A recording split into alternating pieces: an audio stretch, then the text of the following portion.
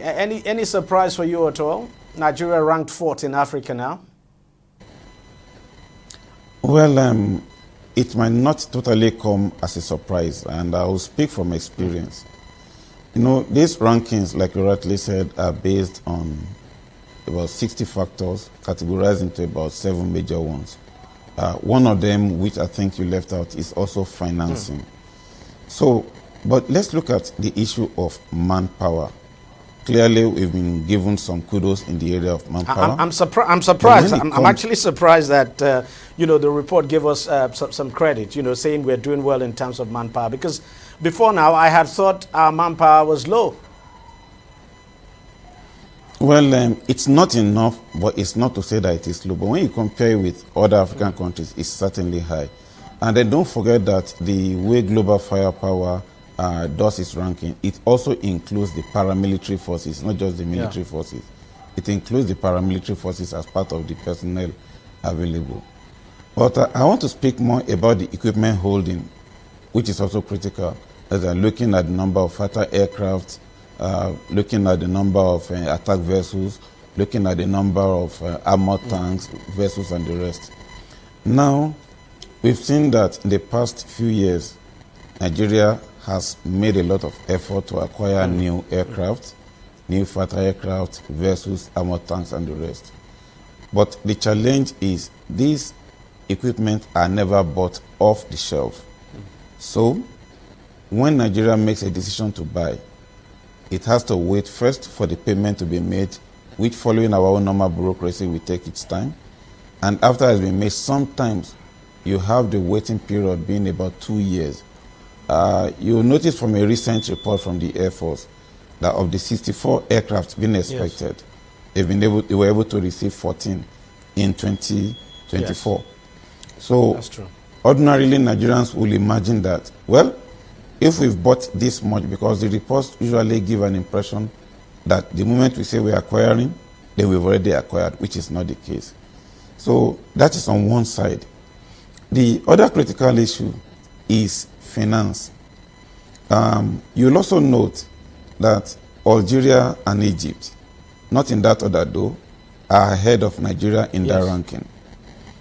The budget that's available to those countries for defense and security is much higher compared with Nigeria.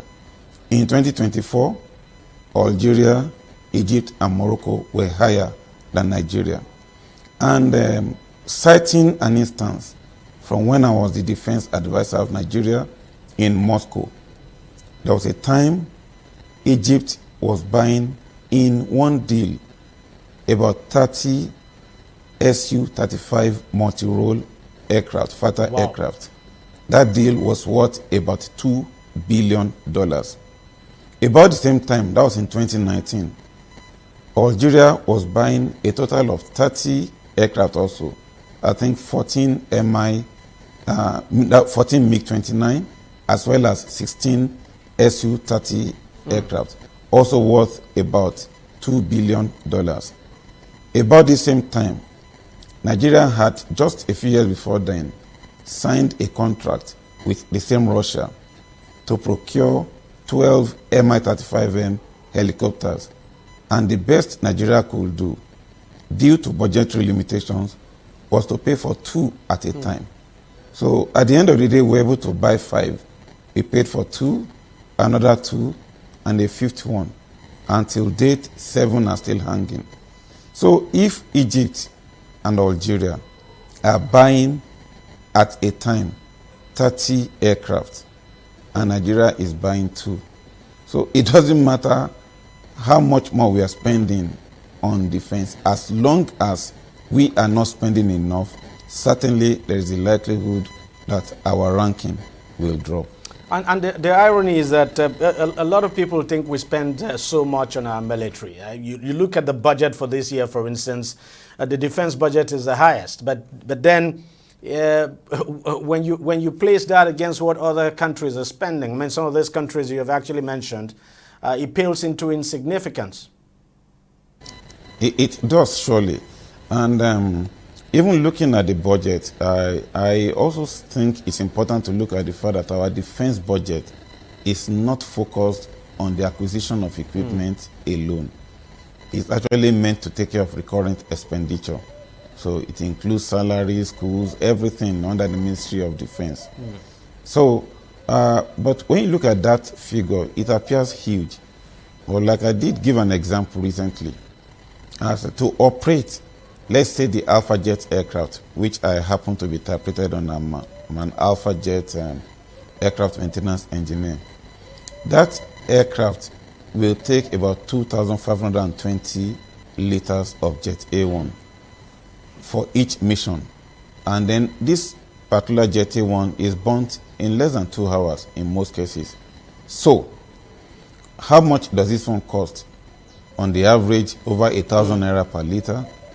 And I want to imagine that if we take about 6 sorties in a day, that's we have either 6 Alpha Jet aircraft flying once a day, or maybe one flying 6 times a day, which is quite the usual case. So you are going to imagine that at the end of 52 weeks, we will have been spending over 25 billion naira on the Jet A1 of Alpha Jet and that's just on alone. Jet A1 alone? One Jet A1 alone.